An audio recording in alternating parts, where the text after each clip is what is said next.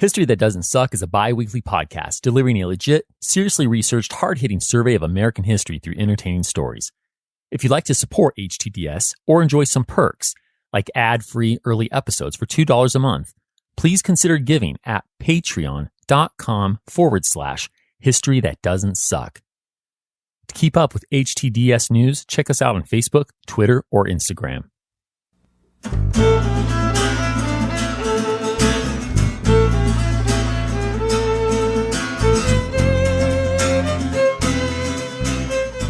Welcome to History That Doesn't Suck.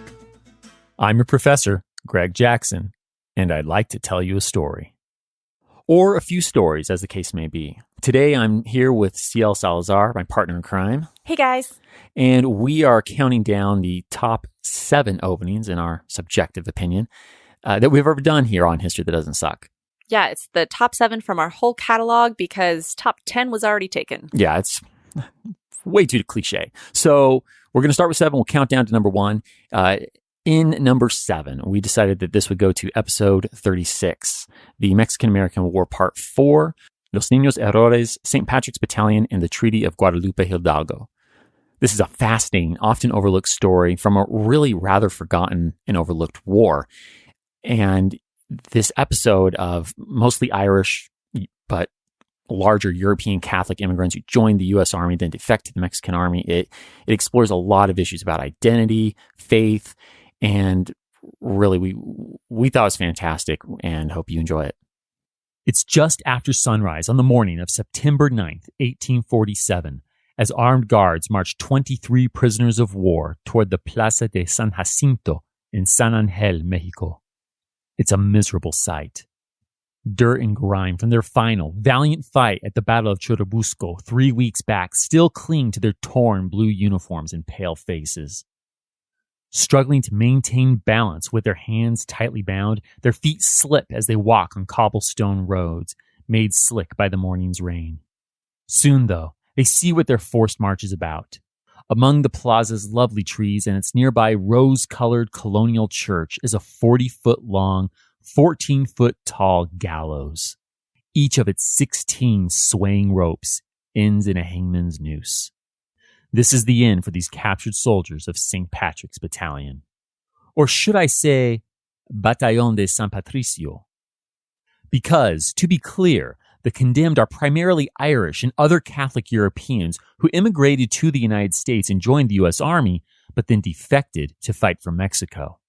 See, much of primarily Protestant America has become unnerved by the spike in recent years of Catholic immigration, and that's resulted in many Americans developing some serious anti-Catholic sentiment.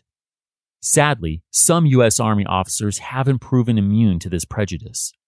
As they harassed the immigrant Catholic soldiers under their command through excessive corporal punishment, or even denying them much-needed medical attention, unspecified hundreds slowly defected to predominantly Catholic Mexico. Once there, the Mexican military gladly organized these Catholic, often Irish soldiers into an army unit named after Ireland's patron saint. They fought fiercely for Mexico until their recent capture. But the U.S. Army doesn't see their captives as heroes who stood up for their dignity and faith. They see turncoats, traitors, deserters. And to that end, they'll make the men of St. Patrick's Battalion pay to the fullest extent possible under U.S. law. And today, that means death by hanging for 16 of them. For the other 7 present, that means 50 lashes and branding with a hot cattle iron. The 16 are herded to the gallows and forced as pairs into the back of 8 wagons, each of which sits under 2 nooses. Meanwhile, guards tie the other 7 to trees in the plaza as hired Mexican mule drivers, armed with one of the cruelest, most damaging whips ever dreamt up by man, the knotted, rawhide cat-o'-nine-tails, take their places behind them. Now, I need to tell you that one of the men tied to a tree is John Riley. This physically imposing 6'2" Irishman with blue eyes and black hair is the commander of St. Patrick's Battalion. He recruited many of its members. He's the reason it even exists. So as you can imagine, many in the U.S. Army see him not just as a deserter, but as the man personally responsible for all the American blood spilt and lives taken by this highly effective battalion. So while the specifics of his case prevent him from receiving a death sentence, General David Twiggs, who's present and overseeing the battalion's hangings and floggings, is offering a bonus if a mule-driving flogger manages to kill John with his 50 lashes. 1, the general exclaims. The seasoned mule drivers now use their cat-o'-nine tails to expertly rip the flesh from the 7 men's backs. John doesn't make a sound. 2, 3. General Twiggs pauses between each lash. The slower he counts, the greater the chance John and the others might bleed to death. Around the 20th lash, the American commander even claims to lose count, and in the process adds 9 extra lashes to the 50 called for by law. Whoops. As the whipping continues, the mule drivers show their efficacy. One U.S. Army captain present today will later write, quote, "Why those thus punished did not die under such punishment was a marvel to me. Their backs had the appearance of a pounded piece of raw beef, the blood oozing from every stripe as given." Close quote. Pain-induced shrieks rend the air, but none come from John. Despite the best efforts of his assailant, the Irishman never makes a peep. With 59 lashes administered and John still breathing, General Twiggs now moves to the next part of the punishment, branding. U.S. soldiers press the faces of the bloodied, battered 7 against their respective trees, then apply the piping hot cattle brands shaped into the letter D for deserter into each man's left cheek. Again, screams follow. And again, none belong to John Riley. The scent of charred flesh fills the air as General Twiggs inspects the brandings. When he gets to John, he notices the soldier branded the D upside down, and that will not do. The general pronounces that John will be rebranded, even if the soldier has to, quote, "burn his damned head off." Close quote. The 2-inch letter D now sears the Irishman's right cheek, and this is it. Finally, after 59 lashes and 2 third-degree burns on his face, John lets out a scream.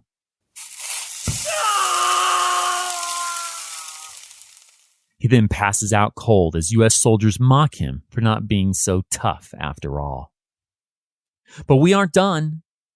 They throw cold water on John, bringing him back to the land of the living, only so they can drag his half-dead body toward the gallows. Ah, right, the gallows. General Twiggs hasn't executed the 16 men standing in the wagons yet. He wanted to ensure that their last experience on Earth would be watching the flogging and branding of their brothers-in-arms and commander. Now the shoe's on the other foot. The bloodied, branded 7 are dropped front and center so they can watch their friends hang. Catholic clergy see to the men's last rites. U.S. soldiers cover the condemned's faces with white caps, descend from the mule-drawn wagons, and then... Ha!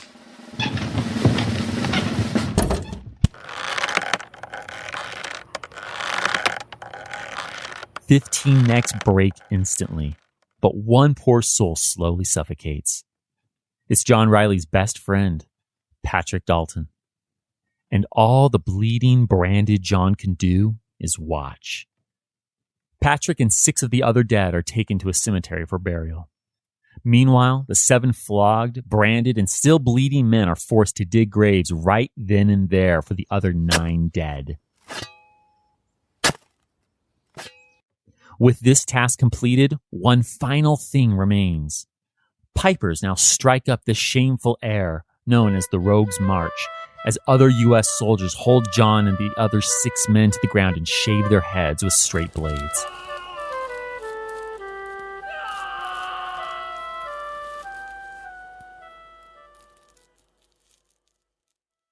And with that, the day's humiliation, punishments, and executions are over. John and his 6 men are thrown back in jail. The execution of others from St. Patrick's Battalion will wait for another day. That is a heavy story. And we're going to bring you another heavy story. In the number 6 spot, we have episode 30, The Oregon Trail. This clip gives a glimpse into some of the hardships of pioneer life. It tells the story of a pregnant mom losing one of her children and having to move on down the trail. So get your tissues ready. And if you need a little levity, the episode is full of gratuitous mentions of our favorite late 80s computer game, The Oregon Trail. Yeah, so you'll have to give the whole episode a listen, but there you go. Enjoy. Salida Jane Henderson, more familiarly known as Letty, just wants a taste. It's only fair. Her big sister, 11-year-old Lucy, took a sip. Lucy's friends did too. So, in the timeless tradition of younger siblings wanting to mimic what older brothers or sisters are doing in order to feel big too, Letty must insist. Why can't she? Well, let's be clear. Lucy and her friends shouldn't have tried the laudanum. Older or not, it's never a good idea to take medicine unnecessarily. But kids are curious, so they each took a small taste and, it tasted nasty. By the way, you might remember this opium-based treatment was administered to Thomas Jefferson as he lay on his deathbed in episode 27, because this stuff doesn't just taste gross, it's potent. You can't have any of it, Lucy tells Letty. Good call, Lucy. Sure, she's playing the do as I say, not as I do card, but come on, we've all been there, and Lucy's still quite little herself. I'm just glad she's refusing to give any to her even littler sister. But the precocious, determined girl won't be told what to do. It's hard not to develop an independent spirit out here in, well, wherever here is. Somewhere in the American Northwest. It's 1846, and Letty's family has faced down the elements, illness, and hunger while traveling hundreds of miles across unforgiving terrain with their party. So no, Letty's not going to let this go so easily. As soon as Lucy walks off elsewhere in the camp, Letty grabs the bottle of laudanum kept in the bag that's hanging from a nail on the sideboard of their family's wagon and drinks it.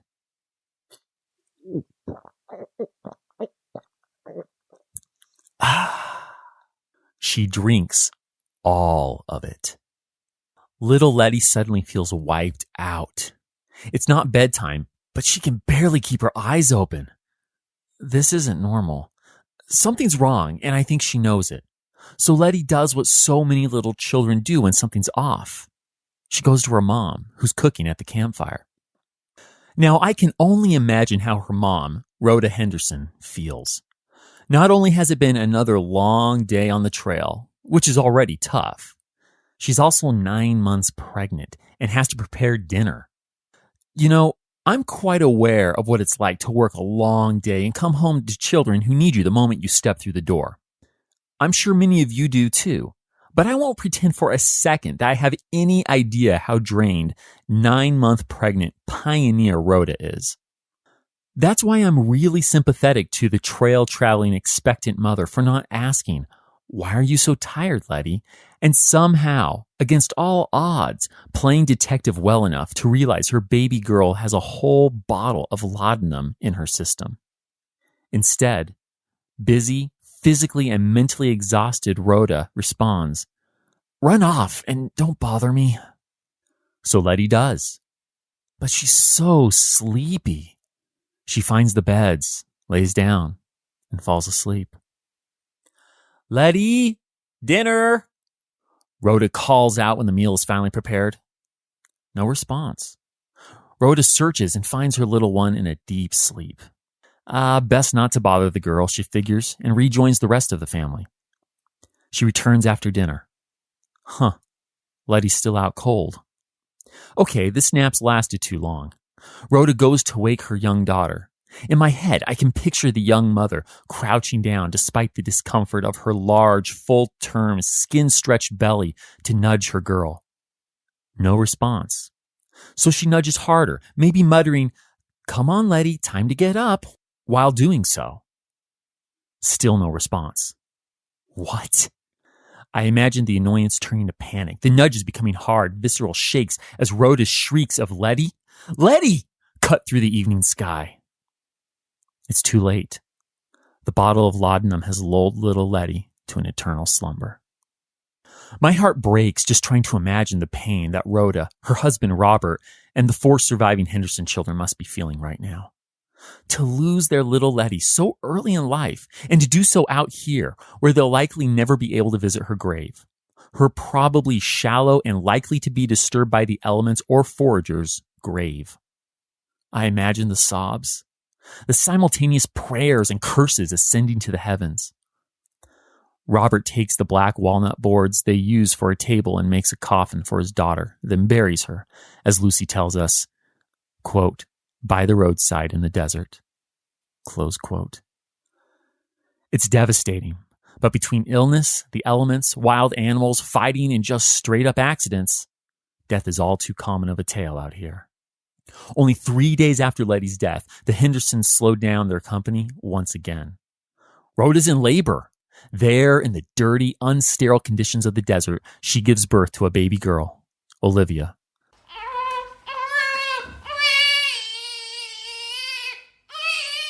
But no rest for the weary. Lucy reports that her mother gave birth while they, quote, stopped for a few hours, close quote. See, this journey's already months behind schedule, so company members could die of exposure if they don't finish the journey before winter really hits. Rhoda lays in the covered wagon, grieving Letty, bleeding, clinging to merely hours-old Olivia as the off-road path jolts their fragile bodies.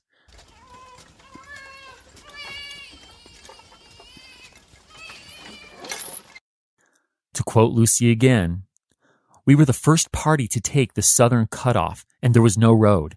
The men walked beside the wagons and tried to ease the wheels down into the rough places. In spite of this, it was a very rough ride for my mother and her newborn babe. Close quote. Such is life and death on the Oregon Trail. Yeah, that's a sad one. My wife actually turned that episode off and had to tell me I'm not allowed to write such sad openings anymore. Unfortunately, history doesn't really, alas, care. Sorry to my wife. Moving along, though, in number 5, we have an episode whose title plays off of the title of one of Frederick Douglass's 3 autobiographies. This is episode 38, The Early Life and Times of Frederick Douglass. And this tells the story of his early life in Maryland and escape from slavery before becoming a lifelong advocate of equal rights for all Americans, regardless of race or sex. We consider him a true American hero, and think you'll agree after hearing this clip. It's an early summer morning, and an enslaved Maryland teenager named Frederick is out in the stables feeding horses. At this precise moment, he is, as he'll later write, quote, half out of the loft, close quote. Frederick doesn't detail that any further, but I'm picturing the young man at the top of a ladder, several feet off the ground, reaching into the loft for grass or hay, when suddenly someone seizes his legs and pulls him down, slamming him to the floor. Damn, who does that? It's the teen's wiry, greenish, gray-eyed master, Edward Covey. And as Frederick tries to suck wind amid the pain flowing through his body, Edward gleefully pulls out rope and starts tying a slip knot around the injured youth's legs. Okay, time out. Here's some background. Frederick's actual master is Thomas Auld, but he's renting Frederick to Edward for the year. We're currently about 8 months into this quote-unquote renting of Frederick, putting us in August 1834. Frederick won't recall today's exact date, but he'll always remember it's a Monday. That's because it was Friday afternoon when overworked and likely suffering from heat exhaustion, Frederick fainted while fanning, that is, seed cleaning, some wheat. Edward responded by repeatedly kicking Frederick in the side and instructing him to get up. That, of course, didn't work, so Edward took a slat of hickory wood and cracked him over the head. Now, Edward beats Frederick weakly, but fearing for his life this time, Frederick somehow managed to get up and walk barefoot through flesh-tearing briars to his actual master's home 7 miles away and ask for protection. Thomas Auld was mortified when he saw blood-soaked Frederick, but after the shock wore off, he assured Frederick that Edward is a, quote, good man, industrious and religious, close quote, who would never kill him. Besides, Tom explained. He'd lose the rent money, so if Frederick didn't go back, Tom would beat him instead. So Frederick went back. Well, a slave named Sandy Jenkins hid him on Saturday, but Frederick returned on Sunday when falsely pious Edward acted like everything was fine. And that brings us back to the horse-feeding, loft-reaching Frederick being thrown to the ground and tied around the legs this undated Monday morning. But as Edward works the ropes around his young rented slave's legs, Frederick recovers enough from his violent contact with the stable floor to kick free. He then grabs Edward by the throat. Hard. To quote Frederick, "I held him, uneasy, causing the blood to run where I touched him with the ends of my fingers." Close quote. "Are you going to resist, you scoundrel?" Edward asks, trembling with fear. "Yes, sir." Frederick, who knows full well the law is not on his side, coolly responds.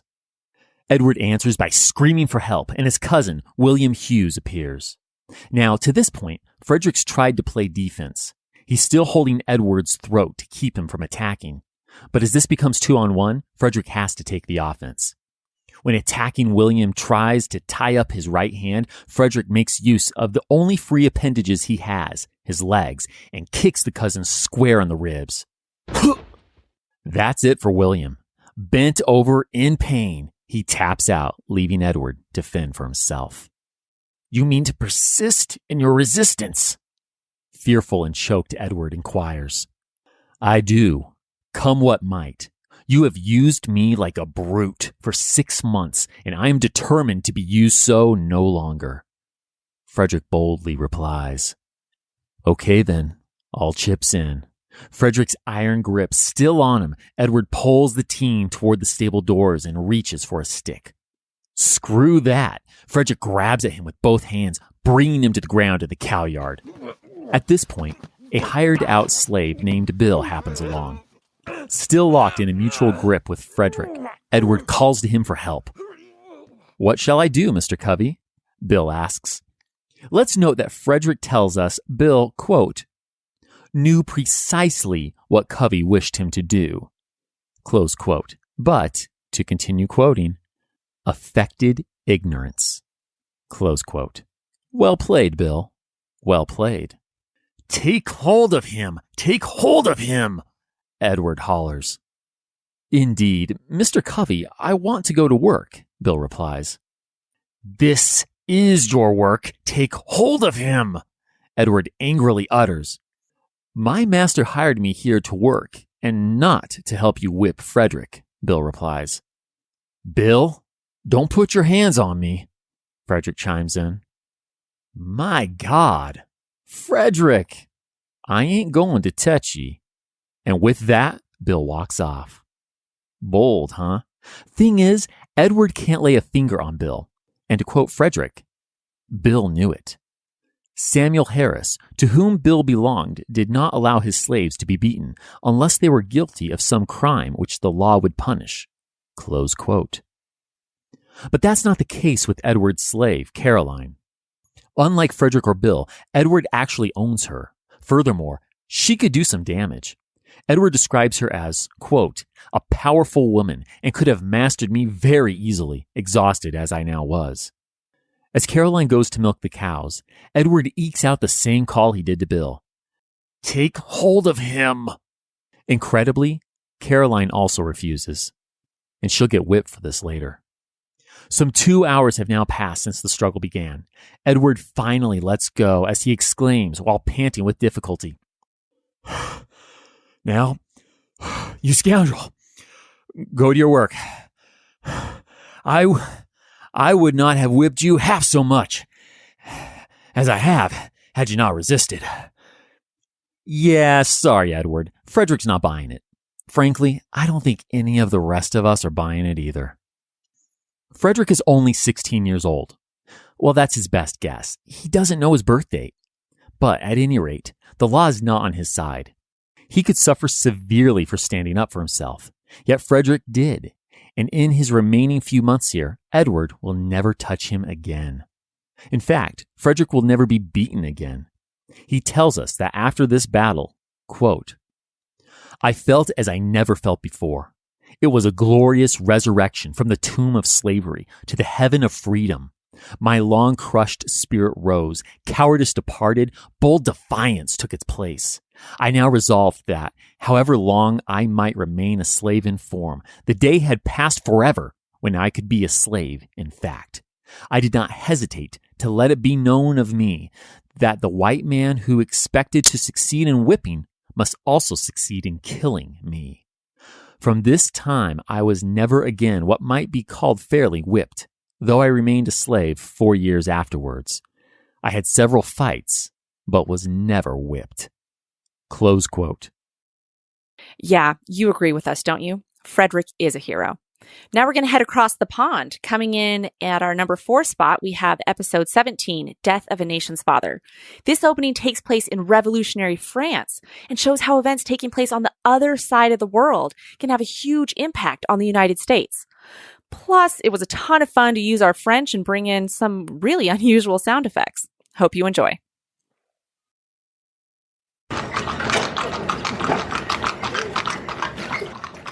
A dark green, horse-drawn carriage moves slowly through the streets of Paris amid thick fog and intermittent rain.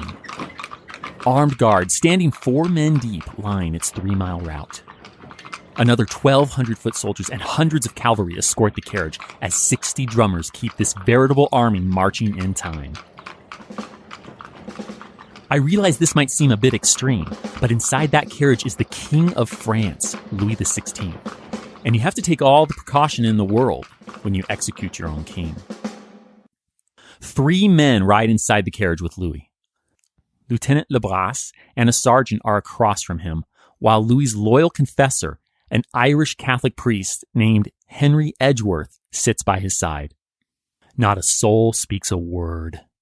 And with all of Paris's doors and windows firmly shut, only the monotonous sound of drums and soldiers' thudding boots reach His Majesty's ears.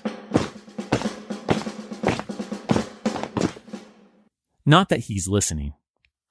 Throughout the nearly 2-hour carriage ride, Louis resolutely prepares for death by reading from Psalms. But I have to wonder, does his mind drift back to last night when he briefly reunited with his family and told them he would be executed in the morning? Oh, how he and his wife, Marie Antoinette, and their 2 children wept as they embraced and kissed each other for the last time.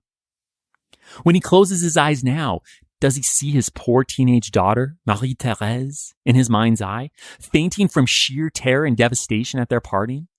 Or does Louis picture the cherubic face of his 6-year-old boy, Louis XVI, stained with tears and overcome with sobs as he processes the fact that his daddy will be killed tomorrow?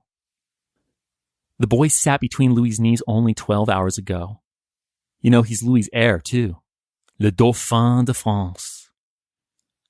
At least Louis's death means he won't ever know his heir, his son, will suffer abuse at the hands of his jailers and die by the time he's only 10. Maybe Louis is avoiding all these thoughts. Maybe that's why he's so intent on reading from Psalms. I can't tell you which translation he has, but let's go with Isaac Lemaistre's Catholic and French translation. Perhaps Psalm 23. Le Seigneur est mon pasteur. Je ne puis manquer de rien. Il me fait reposer en d'excellents pâturages. At 10 a.m., the carriage arrives at its final destination. Place de la Révolution. In the 21st century, it'll be known as Place de la Concorde and be filled with fountains, statues, and most notably, an ancient Egyptian obelisk that will be gifted to France by the Viceroy of Egypt, Muhammad Ali, in the 19th century. Today, though, January 21st, 1793, only 2 things adorn the square. 1, a large empty pedestal where a statue honoring Louis XV sat until revolutionaries recently tore it down. And 2, a scaffold with a guillotine. And it's here, only a few yards away from the empty pedestal that once honored his grandfather, that Louis will die in 22 minutes. Determined to die well, Louis confidently steps out of the carriage and into the humid cold. Murmurs spread across the crowd of 20,000 citoyens gathered to witness this morning's regicide. Though in truth, they can barely see Louis. The gendarmes guarding him are so numerous, it's really hard to catch a glimpse. 3 executioners grab at His Majesty. He pushes them off. They mean to take his coat. He'll have none of that. He doesn't need these nameless assassins. Louis removes his coat and unbuttons his collar himself. New outrage sets in, though, when they try to bind Louis's hands. He did not expect this humiliation. Thankfully for everyone's sake, including the king's, his faithful confessor Edgeworth de-escalates the situation by assuring Louis these final humiliations will only make his execution a greater similitude of the death of the Lord and Savior, Jesus Christ. With this thought alone, Louis consents. The king ascends the scaffold steps with difficulty. It's only 6 feet off the ground, but the stairs are steep and Louis struggles to find his balance with his hands tied behind his back. Again, Edgeworth is there for him, letting the king lean on him with each step. Upon reaching the top, this man of God continues to speak religious comfort to Louis while his royal hair is quickly cut away to ensure the guillotine finds his neck with precision. All is prepared. Louis now boldly stands at the front of the scaffold. He means to address the 20,000 spectators. With one look at the drummers, his royal glare brings them to a stop. Then he speaks. Je meurs innocent de tous les crimes qu'on m'impute. Je pardonne aux auteurs de ma mort. Je prie Dieu que le sang que vous allez répandre ne retombe jamais sur la France. He says more, but we don't know what. General Santerre denies his once king any last words. The order is given for the drummers to recommence, drowning Louis out. The king is now bound on a plank, which is slid into place with his head secured in a stock that places his neck in line with the guillotine's blade. Fils de Saint-Louis, ascendez au ciel, calls out Edgeworth. The famed and once royal executioner Charles-Henri Sanson now lets the 12-inch thick angular blade fall, and... Vive la République! Vive la liberté! Some cry out as Sanson, on top of the scaffold, holds Louis's decapitated head by the hair for all to see. The crowd presses forward, pushing past the armed guards. Some are bloodthirsty, literally.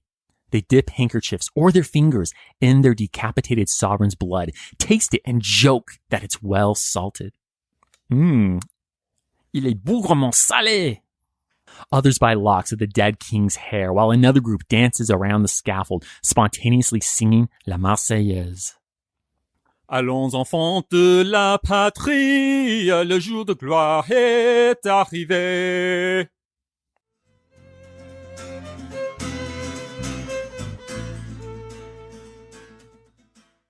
I want to remind you about the continuing education program at University of California, Irvine, or UCI.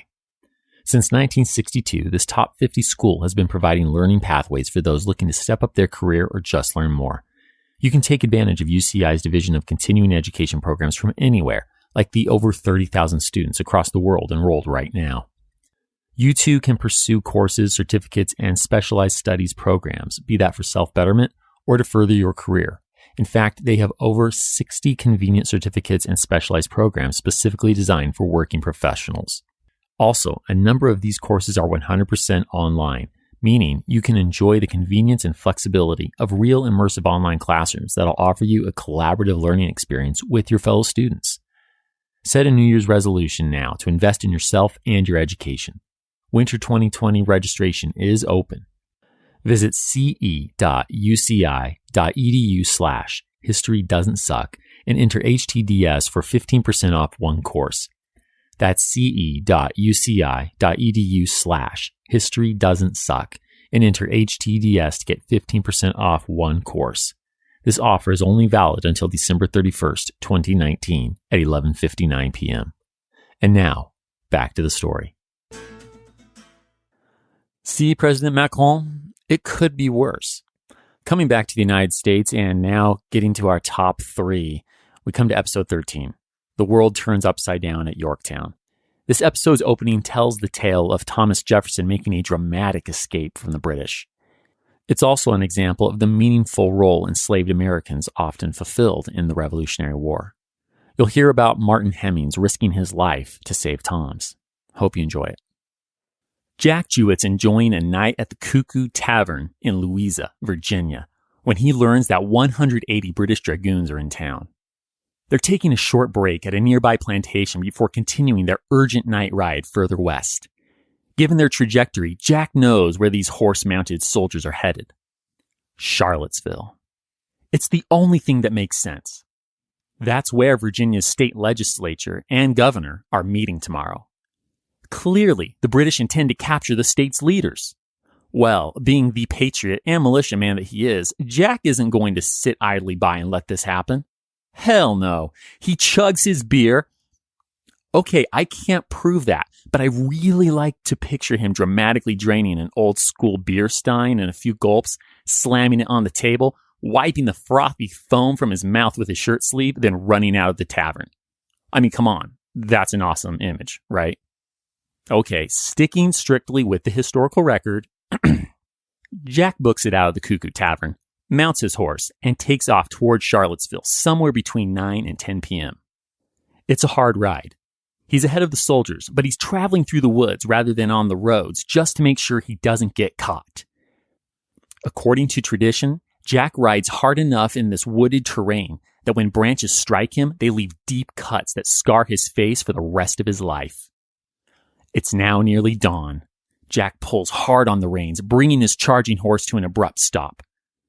Like his steed, he's exhausted, but there's no time to lose. He jumps off his horse. His 6'4", 220-pound frame thuds on the dirt path in front of Monticello. Okay, pause. We'll head inside with Jack in 1 second, but first, in case you don't know, Monticello is just a few short miles southeast of Charlottesville, and it's the home of none other than Thomas Jefferson. But as you picture it in your mind, don't conjure up the image of the dome-topped building still standing today, found on the backside of both the nickel and the ever-so-rare but still in circulation $2 bill. Monticello doesn't look like that in 1781. This is before Tom's massive French-influenced 1790s renovation. So for now, you'll want to picture a 2-story brick structure. It's neoclassical, so its appearance is very old-school Greco-Roman. It's got some serious columns going on. They not only support the roof, but a sweet second-story deck overlooking the front of the house. And why has Jack come here? Well, to see Tom, of course. This radical Virginian with a long face, sandy red hair, and blue to hazel eyes, who did the lion's share of the work in writing the Declaration of Independence, is now the governor of Virginia. In fact, he's also hosting the legislators, so this is where the warning is needed. Okay, pause over. Now that you can picture the scene and know why we're here specifically, let's get back to Jack and his just before sunrise arrival. Jack tells Tom of the British dragoons. Tom makes exactly the kind of decisive move you'd expect from a brilliant political leader in such a state of emergency. He orders breakfast for everyone. Look, this guy lives in a state of emergency. He's had way too many false warnings to get really worked up when he hears the British military is coming for him. After breakfast, though, they evacuate. A carriage whisks away Tom's wife, Patty, and the kids. The legislators head back to Charlottesville. Slaves hide the valuables while Tom grabs important documents. Tom's now set to take off, but before he does, he grabs his spyglass and ascends a nearby hill. He wants to get a peek at the alleged danger. Up above Charlottesville, he looks around. Nope, no British troops, just the lush green of Virginia. Another false call, it seems. He reaches down to pick up his sword cane. Oh, you heard me right. Tom definitely carries a sword cane.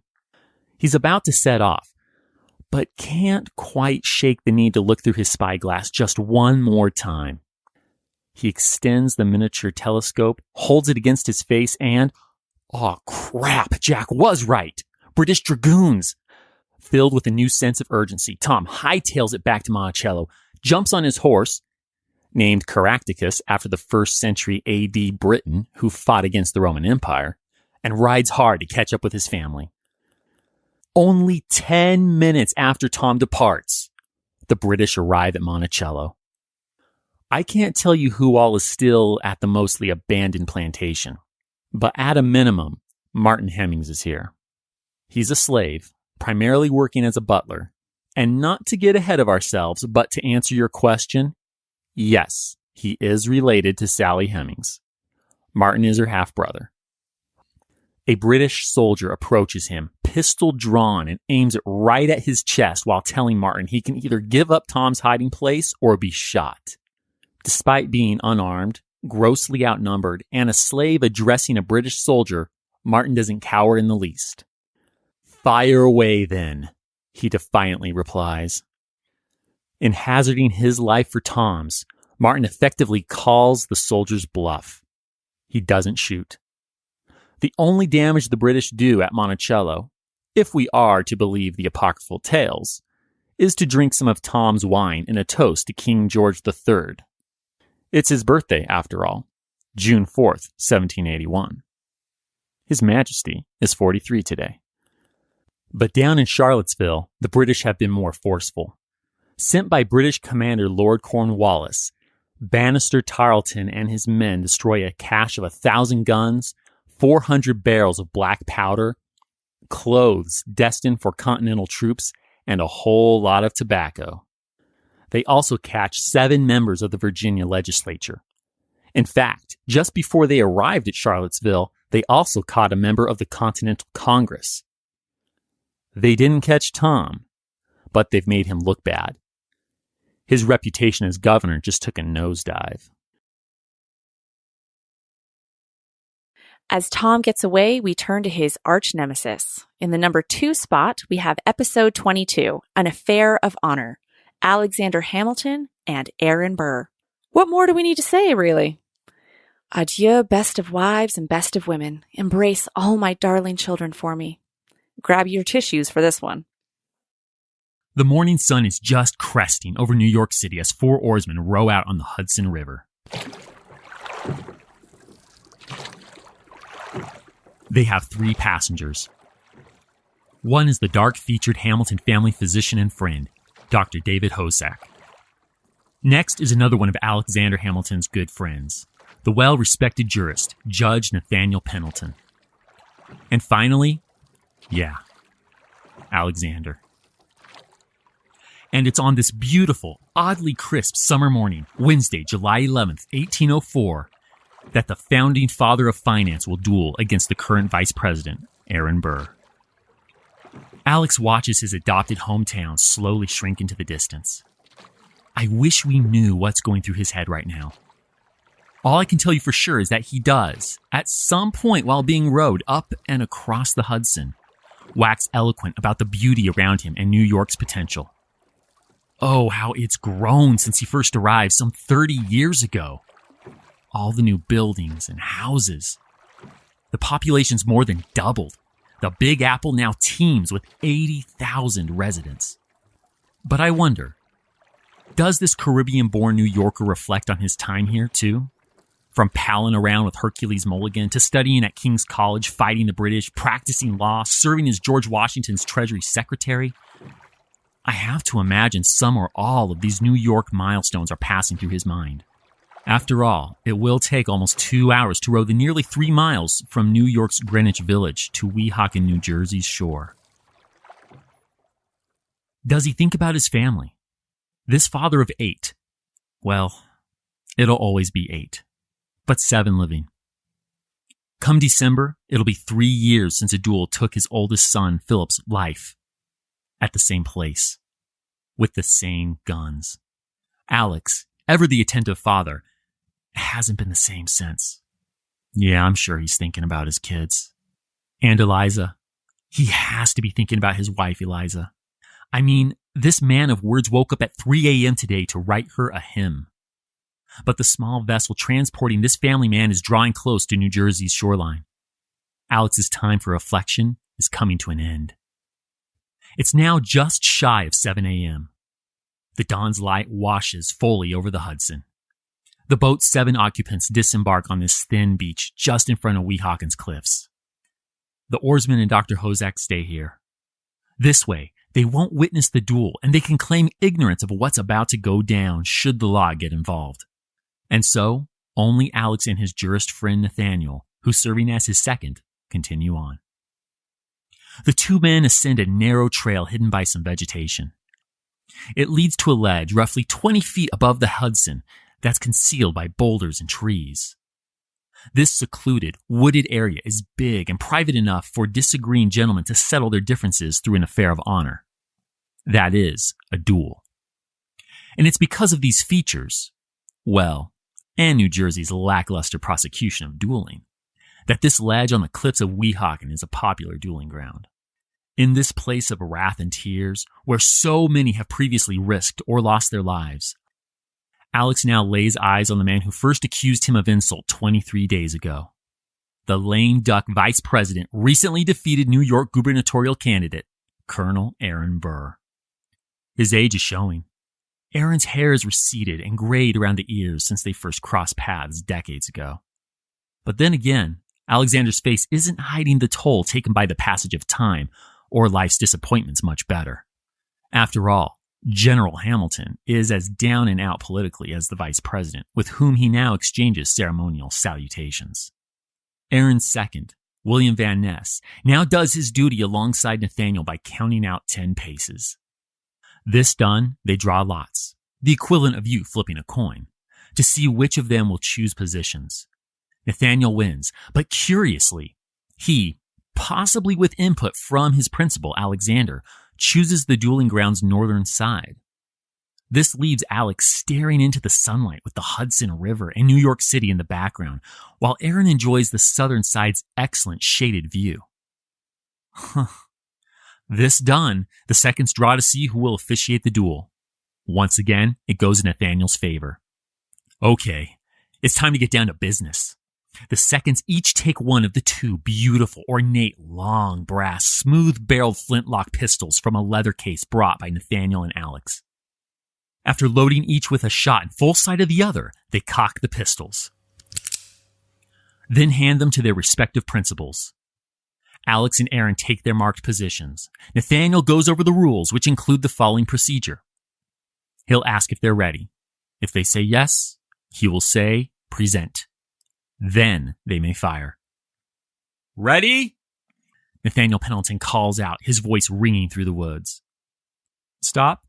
In certain states of the light, one requires glasses, answers Alexander Hamilton. Ah, right. He has the northern position facing the sunlight. The down-on-his-luck founding father now holds up his flintlock pistol, sighting it several times before reaching into a pocket with his left hand, taking out his glasses and putting them on. This will do. Now you may proceed, he hollers back to Nathaniel. Ready? Nathaniel repeats. Both answer in the affirmative. Present. Rest in peace, Alex. And our top spots on our little countdown goes to episode 48, the Battle of Shiloh. Now, boys, pitch in. Between the battle sound effects and the descriptions of brutal warfare, we also hear about a rough night and injury for General Ulysses S. Grant. To quote his BFF, William Tecumseh Sherman, war is hell. And in this clip, Ulysses gets a taste of pain that's even stronger than his cigars. Here we go.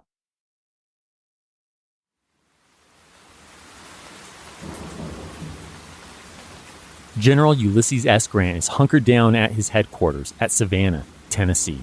Yes, Tennessee. You heard that right. As a storm rages. It's been another exhausting day. He mostly spent it some 5 miles or more to the south, just on the other side of the Tennessee River at Pittsburgh Landing, where his Union forces had been skirmishing with rebels. Frankly, Ulysses, or Ulyss for short, would like to move his headquarters down there, but with General Don Carlos Buell expected to arrive at Savannah any day with tens of thousands of reinforcements, well, he can't just yet.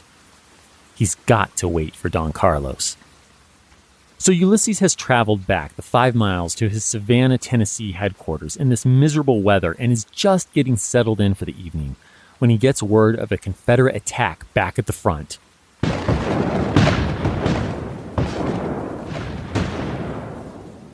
The cigar chain-smoking general wastes no time jumping into action.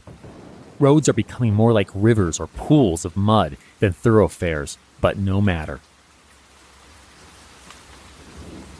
Arriving at the field, Ulysses rides out with his staff.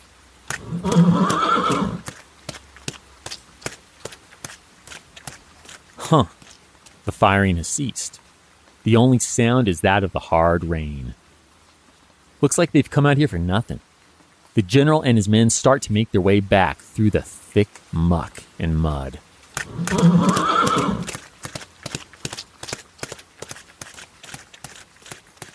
But it's only getting harder to see. Ulysses will later describe the night as one of impenetrable darkness, with rain pouring down in torrents. Nothing was visible to the eye except as revealed by the frequent flashes of lightning.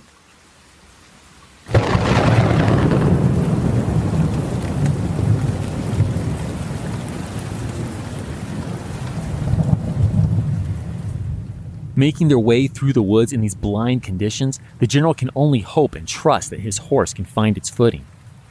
Unfortunately, that trust is misplaced.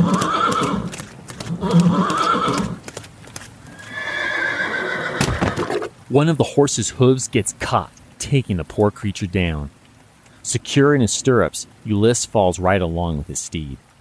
The cold, wet mud engulfs one side of him as the body weight of the horse puts an immense, crushing pressure on his leg. Painful and uncomfortable as the situation is, Ulysses is arguably lucky. With the ground being more mud than dirt, it readily gives way under the horse's weight, saving him from a broken leg. Good thing he has his staff with him. With, I assume, their help, he manages to get back up and return to camp. It really wouldn't have been that bad of an injury if he didn't have to command federal forces in one of the most deadly battles in American history to date over the next few days.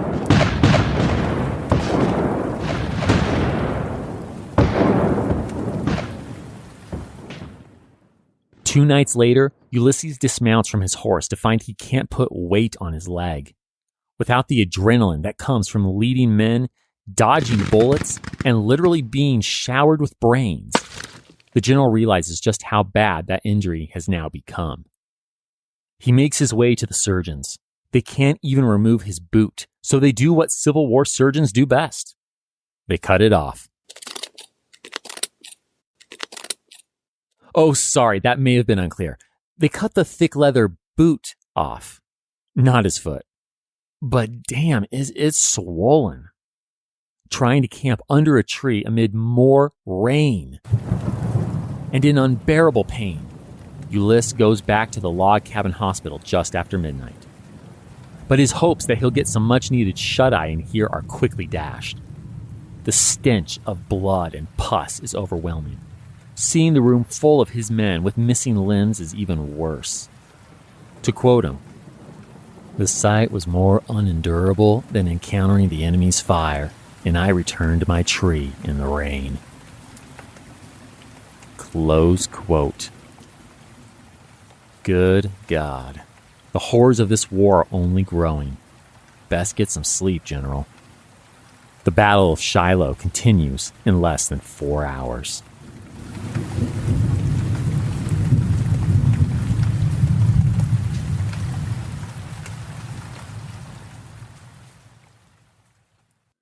Thanks for joining us. We enjoyed going through some of our favorite openings, and we hope you did too. Have a happy new year, and next time we continue with the Civil War as we tell America's story. Catch you then. History That Doesn't Suck is created and hosted by me, Greg Jackson. Researching and writing, Greg Jackson and Cielle Salazar. Production and sound design, Josh Beatty of JB Audio Design. Musical score, composed and performed by Greg Jackson and Diana Averill. For a bibliography of all primary and secondary sources consulted in writing this episode, visit historythatdoesn'tsuck.com. HTDS is supported by fans at patreon.com/historythatdoesn'tsuck. Josh, Cielle, and I are beyond grateful to you kind souls providing funding to help us keep going. Thank you. And a special thanks to our patrons whose monthly gift puts them at producer status. Will Caldwell, Jason Karstens, Stephen Davis, Andrew Fortunati, Margaret Graves, Dex Jones, John Leach, and Sheila Polotnik. Join me in 2 weeks where I'd like to tell you a story.